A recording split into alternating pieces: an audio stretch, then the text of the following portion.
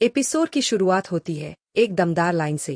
कहते हैं कि अगर किसी चीज का अच्छे से ख्याल रखा जाए तो उसमें एक आत्मा बस जाती है, लेकिन अगर उसी चीज को तुम कचरा समझकर फेंक दो तो उसमें क्या समा जाता है। इसके बाद हम एक शानदार शहर देखते हैं, एकदम चमचमाता हुआ, सब कुछ साफ सुथरा, लोग सफेद क्लीन कपड़े पहने हुए। लगता है जैसे यहाँ गंदगी को एंट्री ही नहीं मिली है। इसी शहर के एक घर में एक छोटी बच्ची अपनी डॉल के साथ खेल रही होती है, लेकिन डॉल थोड़ी सी फट जाती है।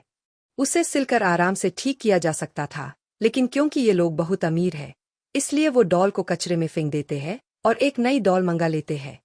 फिर से वही लाइन रिपीट होती है। इंसान चीजों को बड़ी आसानी से कचरा बना देता है, जैसे कि उनका कोई मोल ही नहीं। और ये वही चीज वो दूसरे इंसानों के साथ भी करता है। अब हम देखते हैं वो कचरा एक टनल से होते हुए ट्रक में भरकर एक वेयरहाउस तक ले जाया जा रहा है। वही हमें नजर आता है, यही है इस एनीमे का मेन कैरेक्टर रूडो। रूडो उस कचरे के ढेर में कुछ ढूंढने की कोशिश कर रहा होता है, लेकिन तभी एक गार्ड उसे पकड़ लेता है। गार्ड पहचान जाता है कि ये वही कचरा चोर है जो शहर में गंदगी फैलाने की कोशिश करता है।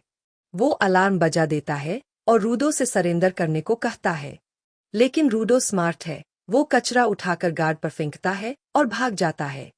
गार्ड उस पर गोली भी चलाते हैं, लेकिन रूडो बड़ा फुर्तीला है। एक गोली उसके हाथ को छूकर निकल जाती है, मगर वो फिर भी भाग निकलता है।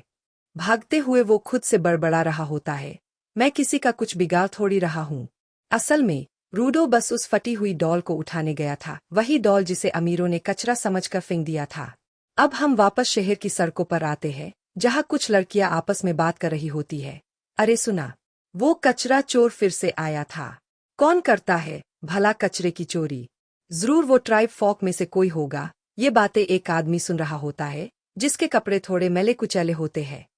ये आदमी खुद एक ट्राइब फॉक है, यानी वो लोग जो समाज के बाहरी समझे जाते हैं। वो लड़कियां मजाक उड़ाते हुए कहती है, जरा देखो इसे, कितना गंदा लग रहा है। ये लोग हमारी जमीन पर आते ही क्यों है।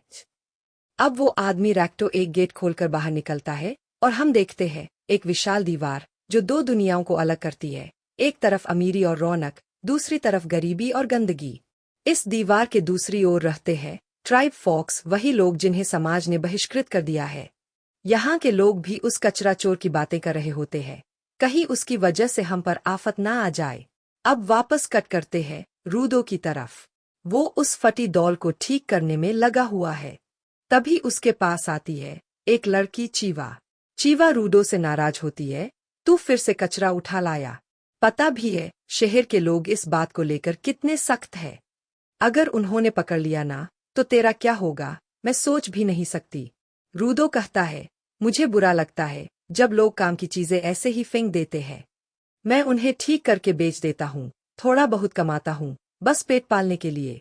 तभी वहां आते हैं तीन लड़के जो रूडो का मजाक उड़ाने लगते हैं, इससे तो बदबू आती है। चीवा, तुझे इसके साथ नहीं घूमना चाहिए, ये हमेशा गंदे ग्लव्स पहनता है। देख लेना, तुझे छू लिया तो बीमार कर देगा। लेकिन चीवा बोलती है, मुझे इससे कोई प्रॉब्लम नहीं है।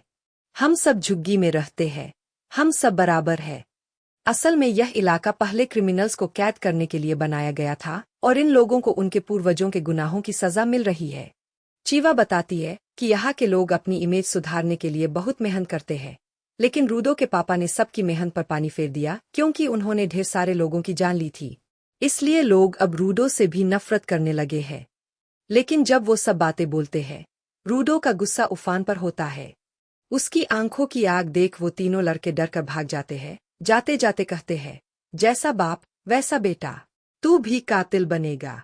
अब चीवा रूडो को शांत करते हुए बोलती है, तुम अपने पापा जैसे नहीं हो। मुझे तुम पर भरोसा है कि तुम कभी किसी का नुकसान नहीं करोगे। ये सुनकर रूडो थोड़ा शर्मा जाता है। साफ दिखता है कि उसे चीवा पसंद है। तभी चीवा की नजर उस डॉल पर जाती है जिसे रूडो ने ठीक किया था। वो डॉल उसे बहुत प्यारी लगती है।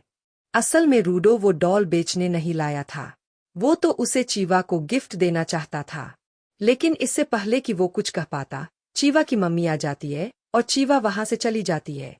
अब रूडो अपने घर लौटता है, जहां उसका गार्जियन रेक्टो उसका इंतजार कर रहा होता है। रेक्टो मस्ती में बोलता है, ओहो, डॉल लेकर लड़की के पीछे गए थे ना। असल में रेक्टो ने उनकी सारी बातें सुन ली थीं।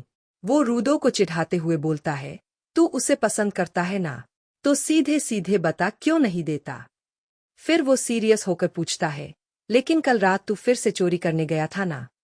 रूडो जवाब देता है, मैं बस वो डॉल लेने गया था, कोई गलत काम नहीं किया। रेक्टो उसे समझाता है, देख बेटा, हम इतने गरीब भी नहीं है कि तू खुद को खतरे में डाले। पैसे कमाने का काम मुझ पर छोड़, तू अपनी जिंदगी की फिक्र कर। अब रूडो चुपचाप खड़ा रहता है। तभी रेक्टो उसकी चोट देख लेता है और कहता है, अपने ग्लव्स उतार, पट्टी करनी है। रूडो के हाथों पर अजीब से निशान होते हैं, जिन्हें देखकर साफ पता चलता है कि वो कोई आम हाथ नहीं है। रूडो बुदबुदाता है, ये सब मेरे बाप की वजह से हुआ है। वो हमेशा अपने हाथ छुपाकर रखता है ताकि लोग उसे जज न करें। रेक्टो बोलता है, देख बेटा, बड़ा गुनाह करने का मतलब होता है मौत की सजा। और यहाँ सजा सिर्फ एक ही है, पिट। पिट एक ऐसा खतरनाक गड्ढा जहाँ जुर्म करने वालों को फेंक दिया जाता है, बिल्कुल जैसे रूडो के पापा को फेंका गया था। रेक्टो उसे प्यार से समझाता है, तुझे खुद का ख्याल रखना होगा, मैं नहीं चाहता कि तेरे साथ भी वैसा हो। अब रूडो फ्लैशबैक में जाता है। वो बताता है कि जब से उसे होश आया, उसके हाथ ऐसे ही थे। लोग उसे अजीब नजरों से देखते थे। तभी रेक्टो ने उसे वो खास ग्लव्स दिए थे जिससे उसका दर्द कम हो गया था। रूडो के लिए रेक्टो सिर्फ एक गार्जियन नहीं, एक बाप जैसा था, और वो कभी उसका एहसान नहीं भूल सकता। रेक्टो फिर से मजाक करता है, अब तो जा और चीवा से अपने प्यार का इजहार कर दे, वरना कहीं और कोई उड़ा ले जाएगा। दोनों इस बात पर हंसने लगते हैं, और तभी हम देखते हैं कि उनके घर के बाहर एक अजनबी खड़ा है, चुपचाप, कुछ सोचता हुआ। अगली सुबह रेक्टो रूडो से बोलता है, थोड़ा मुस्कुराया कर, हमेशा उदासी ओढ़े क्यों घूमता है। रूडो अब डॉल लेकर बाहर निकलता है। वो चीवा को ढूंढने निकलता है। रास्ते में उसे वो पिट भी दिखाई देता है। पिट यानी वो जगह जहां हर क्रिमिनल को आखिरी बार देखा जाता है। यह एक बेहद बड़ा और गहरा गड्ढा है, इतना बड़ा कि कोई उसकी गहराई नहीं जानता। कचरा और मुजरिम दोनों को वही फेंक दिया जाता है। तभी चीवा वहां आ जाती है और बोलती है, तू यहाँ खड़ा क्या कर रहा है? पिट का नजारा देखने आया है क्या? फिर वो बोलती है, हमारा एरिया पिट के पास इसीलिए बनाया गया था ताकि हम रोज इसे देखकर डरते रहें, ताकि ये हमेशा याद रहे कि अगर कोई गलती की तो अंजाम क्या होगा। वो रूडो से कहती है, मैं नहीं चाहती कि तुझे भी एक दिन यहाँ फेंक दिया जाए, इसीलिए कचरा चोरी करना बंद कर दे। रूडो थोड़ा दुखी होकर बोलता है, कल रेक्टो ने भी यही बात कही थी। चीवा मुस्कुराकर कहती है, वो तुझसे प्यार करते हैं, इसलिए फिक्र करते हैं। अब रूडो चौंकता है, मतलब तू भी मुझसे? बिना कुछ कहे चीवा की नजर उस डॉल पर जाती है। रूडो शर्माते हुए कहता है, ये डॉल तुम्हारे लिए ही लाया था, लेकिन ये तो कचरा है, शायद तुम्हें पसंद न आए। चीवा डॉल को अपने हाथ में लेकर मुस्कुराती है, मुझे बहुत पसंद आई, मैं इसे हमेशा अपने पास रखूंगी। अब रूडो की खुशी का कोई ठिकाना नहीं होता। वो दौड़कर रेक्टो को ये सब बताने निकलता है। रास्ते में कुछ पुलिस वाले भी दिखते हैं, शायद कोई तलाशी अभियान चल रहा था। रूडो भागते हुए घर पहुंचता है, सोचता है, मैंने तो चीवा को सीधे सीधे बोला ही नहीं। रेक्टो बोलेगा कि वापस जाके फिर से प्रपोज कर, लेकिन जैसे ही वो दरवाजा खोलता है, उसके पैरों तले जमीन खिसक जाती है। एक अजनबी आदमी रेक्टो के पेट में तलवार घुसेड़ चुका था। रूडो गुस्से से उस आदमी पर झपटता है, लेकिन वो उसे बुरी तरह पीटकर बांध देता है। वो आदमी एक बुक उठाकर वहां से निकलने लगता है, लेकिन रूडो को नहीं मारता। रूडो अब भी बंधा पड़ा है।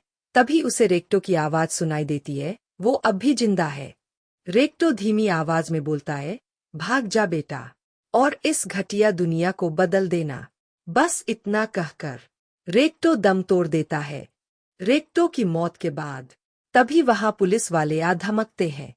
वो बिना कुछ पूछे सीधे रूडो को अरेस्ट कर लेते हैं। उन्हें लगता है कि रेक्टो का मर्डर रूडो ने ही किया है। रूडो बार बार समझाने की कोशिश करता है, मैंने कुछ नहीं किया, किसी और ने मारा है। लेकिन पुलिस उसकी एक भी नहीं सुनती। अब आसपास के लोग भी इकट्ठा होने लगते हैं। कोई कहता है, जैसा बाप वैसा बेटा। पहले बाप ने लोगों का खून किया, अब बेटे ने भी वही किया। थोड़ी ही देर में रूडो को पिट के पास लाया जाता है। वहां एक भीड़ जमा है, लोग चिल्ला रहे हैं, इस कचरे को फेंक दो। पुलिस वाले ऐलान करते हैं, इसने सिर्फ कचरा चोरी नहीं किया, बल्कि एक आदमी की जान भी ली है। चाहे वो सिर्फ एक ट्राइब फॉग था, पर खून खून होता है, इसलिए इसे मौत की सजा दी जाती है और इसे तुरंत पिट में फेंका जाएगा। लोग तालियां बजाते हैं, नारे लगाते हैं। रूडो को कुछ समझ नहीं आ रहा, ये सब अचानक क्या हो गया। तभी उसकी नजर भीड़ में चीवा पर पड़ती है।